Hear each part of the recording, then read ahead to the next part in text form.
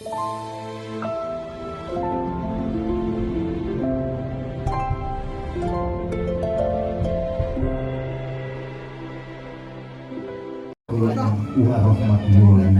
wabarakatuh. Waalaikumsalam warahmatullahi wabarakatuh. Bismillahirrahmanirrahim. Alhamdulillahirabbil alamin. Wa bihi nasta'in wa la umuri kullatin.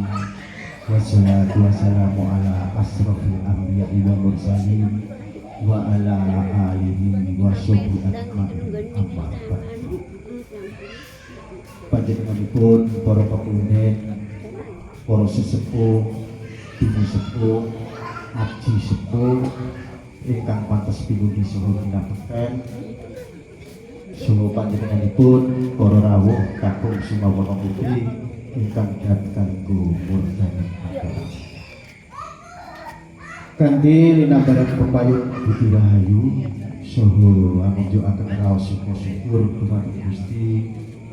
Ugi rahayu sagung dumadi tansah kajiwa lan kasaliruh dumateng kula lan panjenengan sedaya. Amit pasang aliman kabeh mugi tinebina ing iladune menyang tolak sare. Ini dalu menika kula hangayai dawuh saking panjenenganipun Bobo Eni Sudiono sekalian garwa Ibu Saryana. Inggih menika nindakaken upacara ngupati tumuruning Wayujada tebus kembar mayang kangge syarat sarana dawuhipun temanten wonten ing Didi. Bapak Ibu ingkang pantas ibu sampun panghormatan. Jadi saya janjane bahasane kula niki gampang diterima napa angel diterima wae. Lek gampang kula terusne nek angel kula kei bahasa sehari-hari mawon. Nggih. Lan iki calon mempelai putra ini kedah mawi basa Indonesia Mas. Basa Jawa boten sampe. Ayo nggih. Bosone campuran mawon nggih. Bapak Ibu ingkang pantes sinebut saking panghormatan dene Bobo Eni Sudiono sekalian garwa Ibu Saryana hangayai darmaning sepuh nggih kagungan kersa ngomah-omaken putra putrinipun ingkang paring asma Meliani Pikanto Muhammad Ridho Al-Fikri, Bapak Kusdianto putranipun Bapak Kusdianto sekalian Ibu Ida Wadi ingkang insyaallah benjing dipun laksanakaken ijab kabul miturut pemerintah ugi miturut agama. Sak mantunipun ijab kabul ugi nglaksanakaken upacara temu manten adat Jawi nggih kula niki sing dipasrahi mimpin jalani upacara wonten ing binjing-binjing.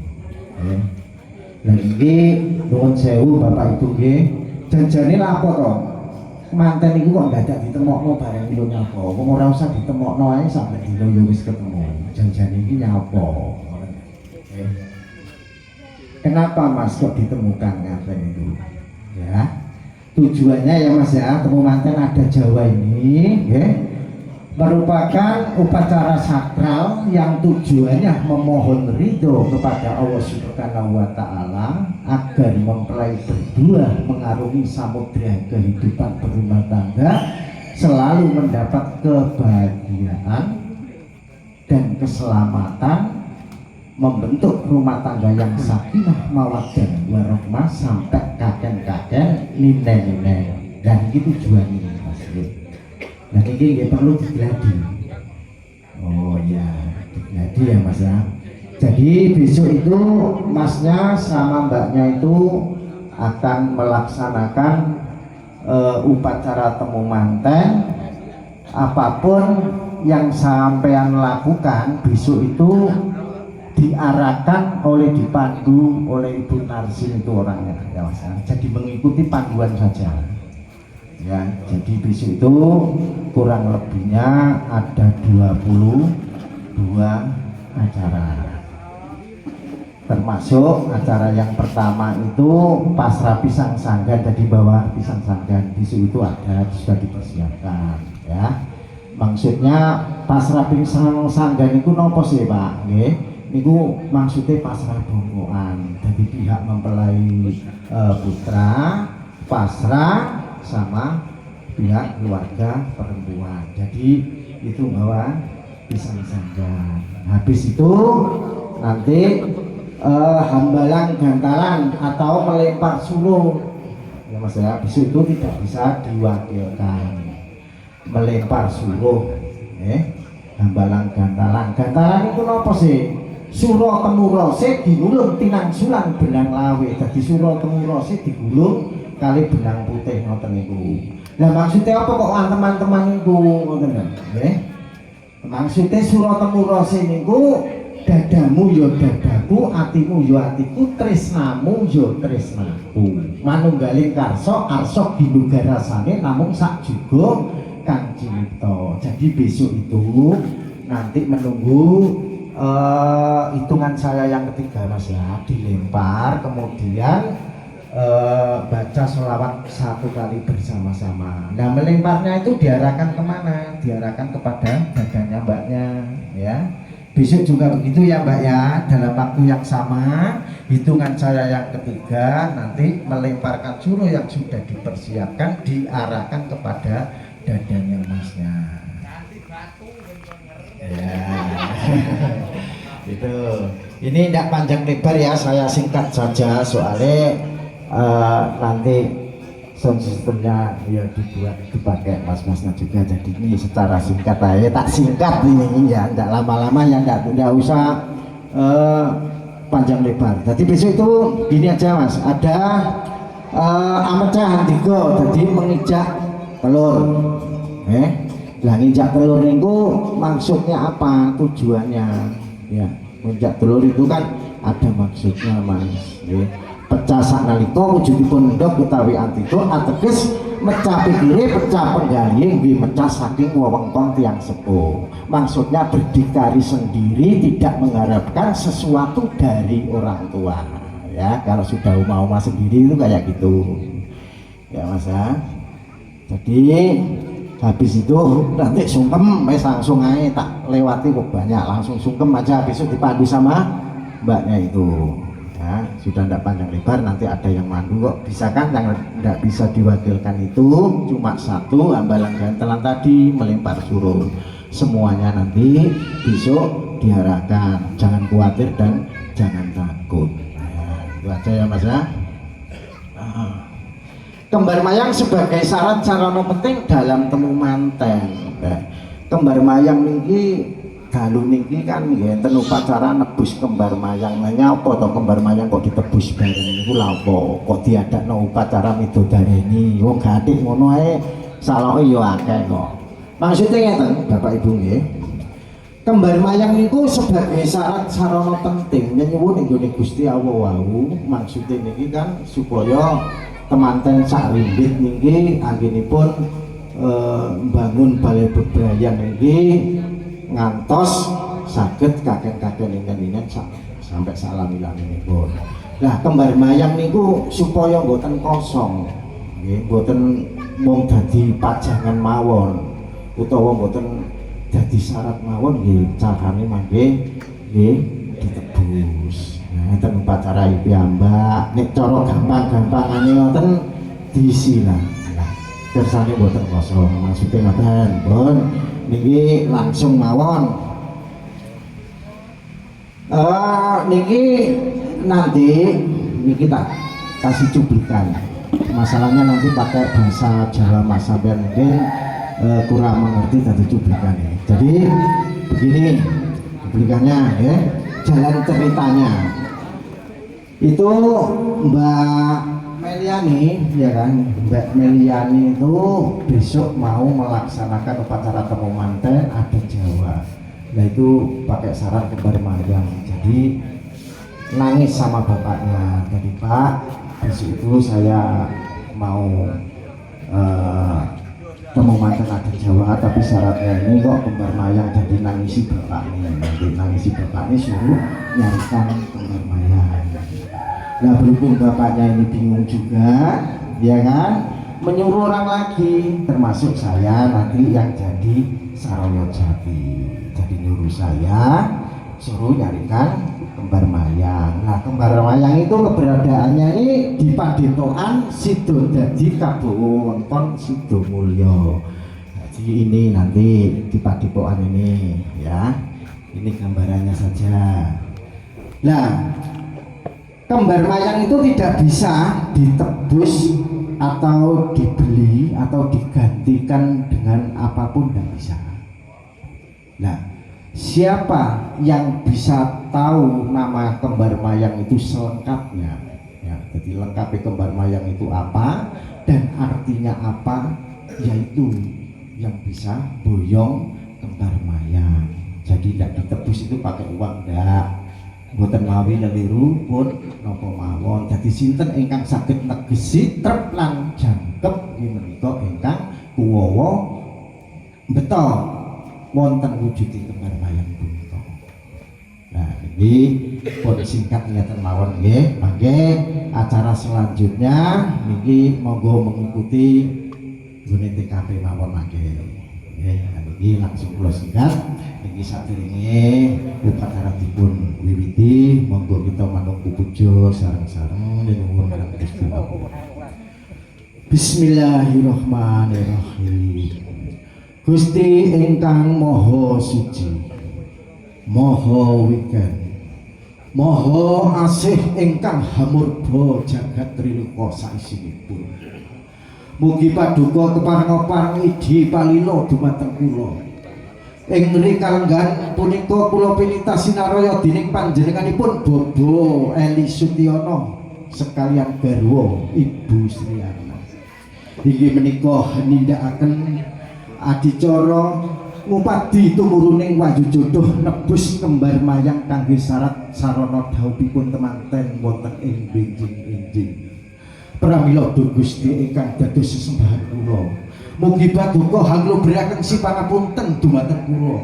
Ambuk bilih anggen kula hangayahi nebus kembar mayang wonten bab-bab ingkang boten kersa dumateng paduka. Mugi kinalisaken sagung rumbeda. Rabbana atina fid dunya hasanah wa fil akhirati hasanah wa qina adzabannar. Amin. Ya, bisa dimulai gendingnya Mbak Gending Ibu Pertiwi, pelan-pelan saja.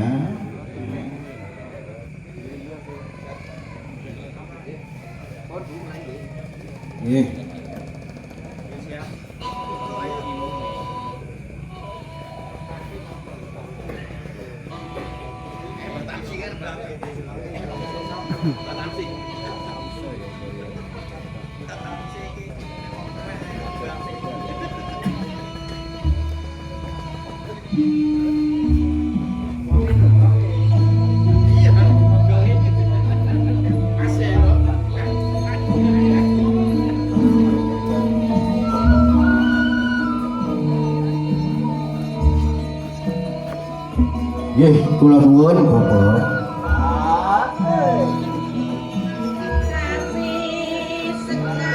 Wonten wigatos punapa kula kok diaturi tindak wonten ing mriki Bapak? Adimas Saroyo Jati ing dalu kalenggahan punika kula ketangisan nakala istri Purno Meliani ingkang ing benjing-benjing siang badhe nyambut silaning akromi.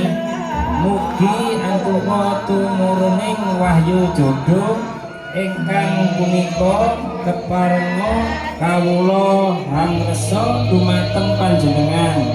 Mugi karsa ngobati tumuruning wahyu jodoh ingkang awujud kembar mayang kangge jangkepi panggihing binang kinantian kekalih dene sampun pikantuk mugi lajeng kersa hamboyong kasta tumuju ing wisma pawiwahan mriki.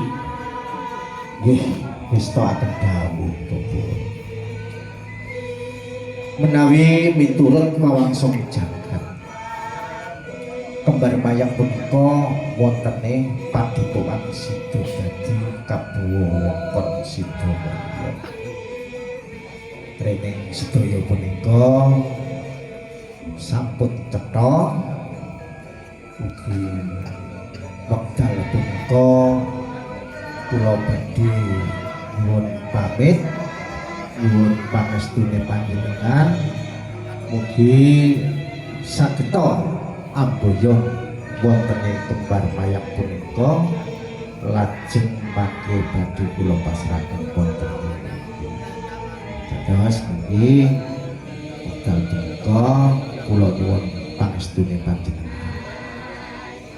Inggih nderekaken sugeng tindak Dimas Saraya Jati, mugi lampah panjenengan manggih rahayu saben saking pringga bayaning marga.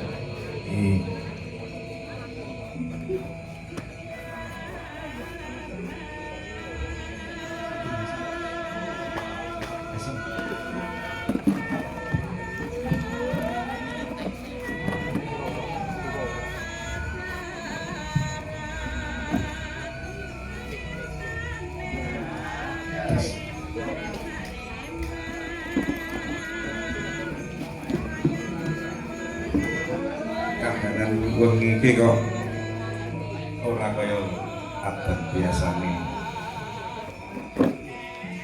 Dasare ora rada adem. Ngedep dagangan kok ya ora ana sing lakon. Karo nunggu wong liwat tak ya. Ura-ura.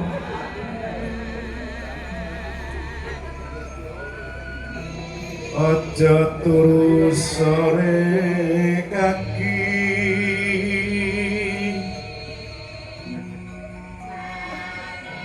ana dewa ngawang jagat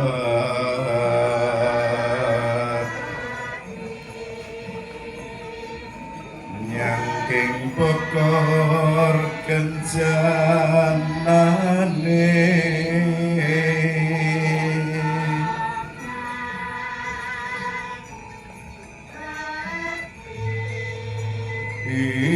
isine donga tetulak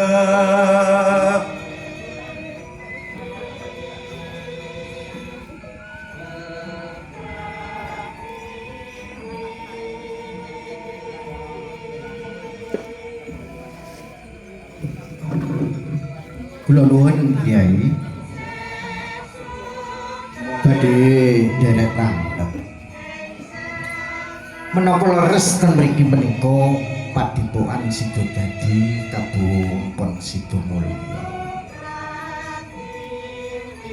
Nun inggih leres kisana.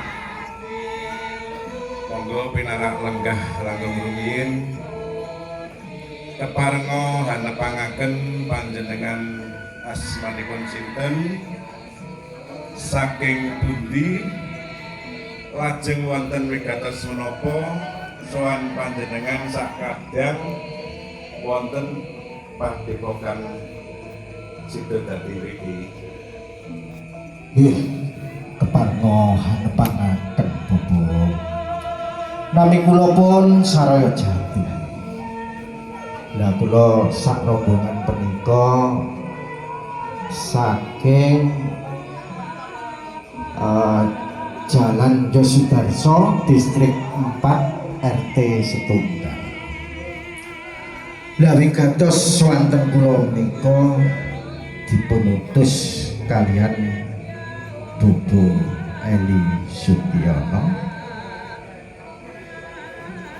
dipun utus ken madoske wontene kembar mayang. Nun inggih leres kisana. wonten padepokan mriki cumandhaipun kembar mayang menika. Nggih, mangke keleresan Kyai. Dan iki ngeten nggih.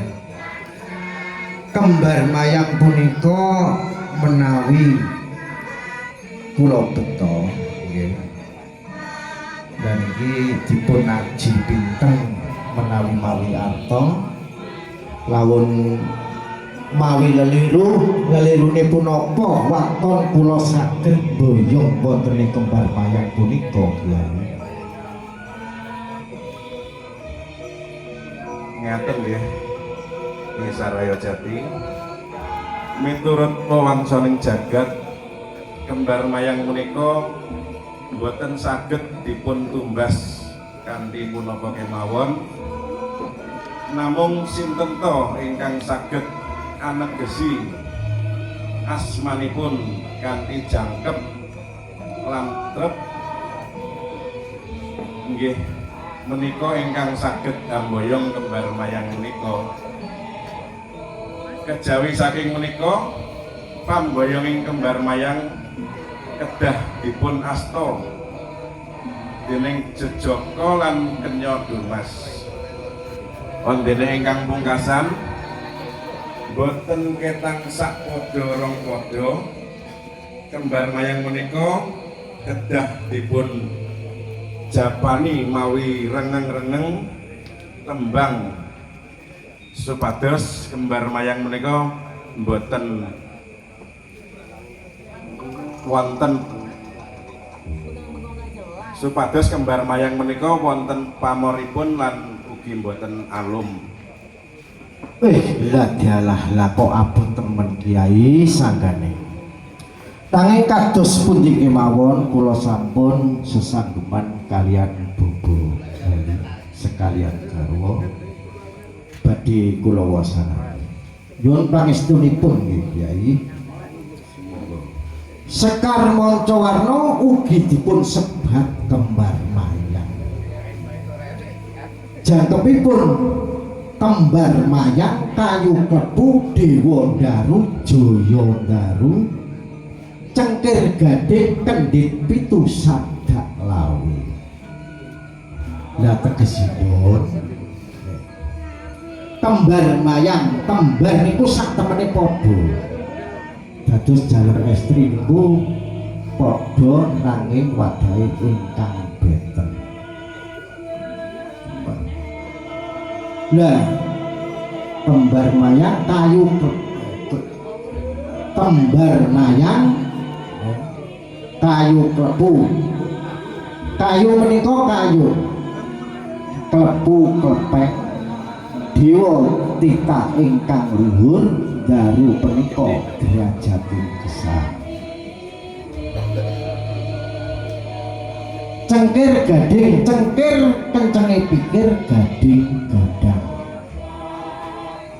Kendhit pitu kendhit punika pangiket utawi sabuk ingkang kiyat dados tiyang kalih punika kedah saling ngiket katresnan.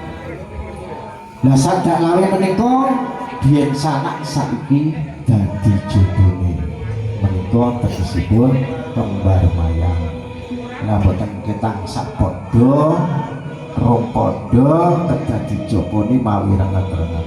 Nggih, kula usanani Kyai. Doeng muni sabda widodari ya tumurun ing arja kundha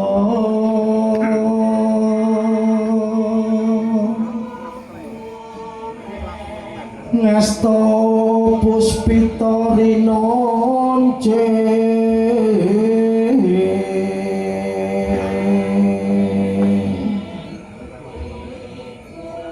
mring satriya kang luhur kang wis labuh abet mring Gusti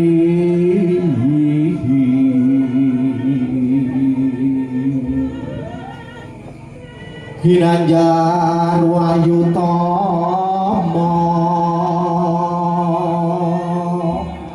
Sekar Dewa Daru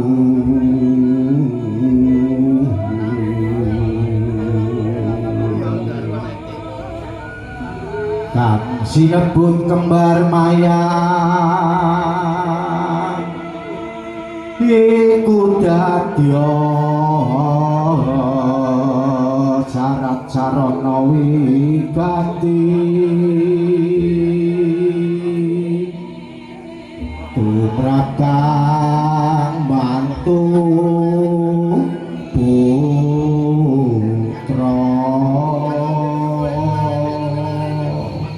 namung samonten gayuh kula Kyai menawi leres lan lepatipun kula sumandhaaken Sang Saraya Jati kula boten nyono bilih panjenengan ingkang saged anegesi kanthi trep ugi jangkep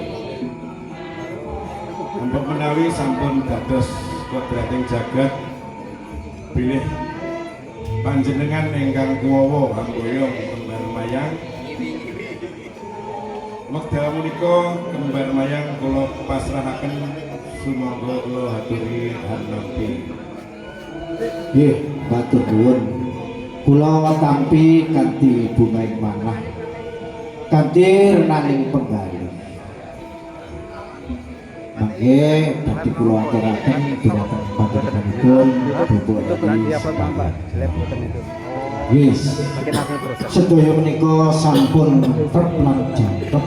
Nggih. Kula badhe nuwun pamit. Nuwun pangestu panjenengan mugi-mugi lampah kula kalis ing beda nir ing sabana.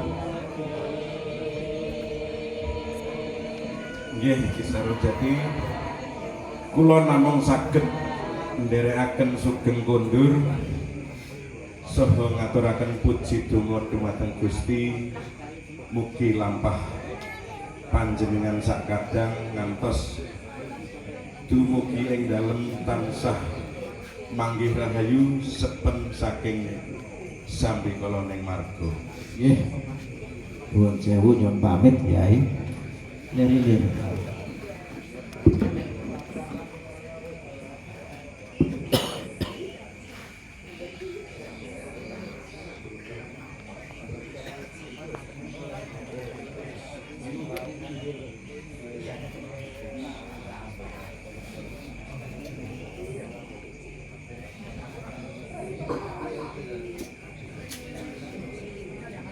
Dipun paringi gending lir-lir Pak.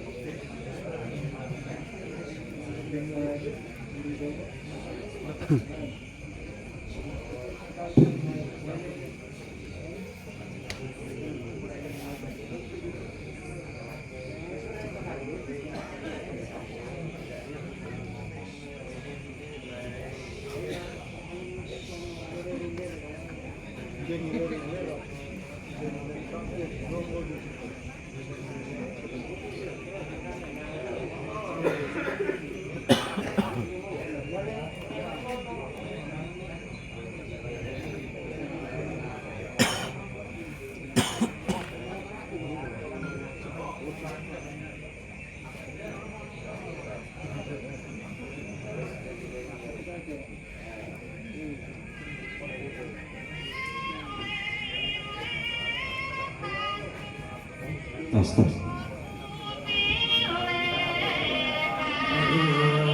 Untuk mana Mang dibantu?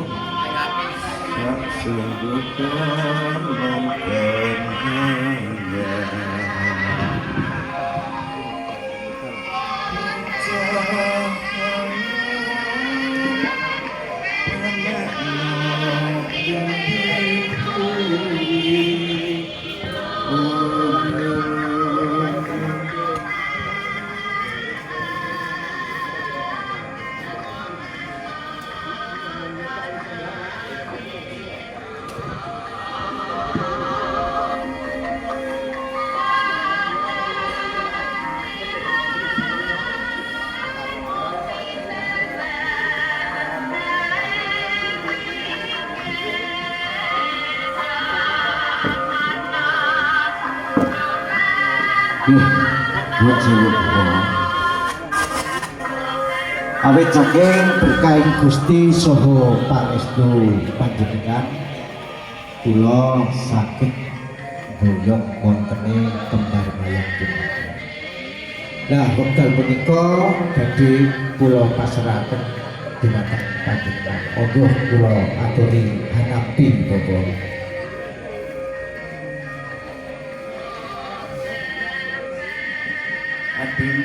Dimas Saraya Jati kula tampih kanthi bingahing manah awit saking berkah saha pitulunganipun panjenengan menapa ingkang kula kersakaken saged kelampahan kula sekeluarga namung saged ngaturaken matur nuwun dumateng panjenengan.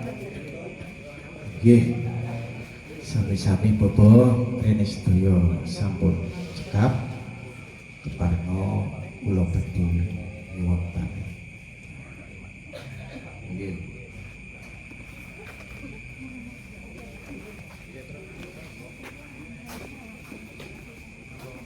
Bapak Ibu ingkang pantes niku sagunging panghormatan awit saking berkaing Gusti saha pangestu panjenengan sami upacara panebusing kembar mayang kelampahan kanthi boten wonten alangan setunggal menapa-napa lancar.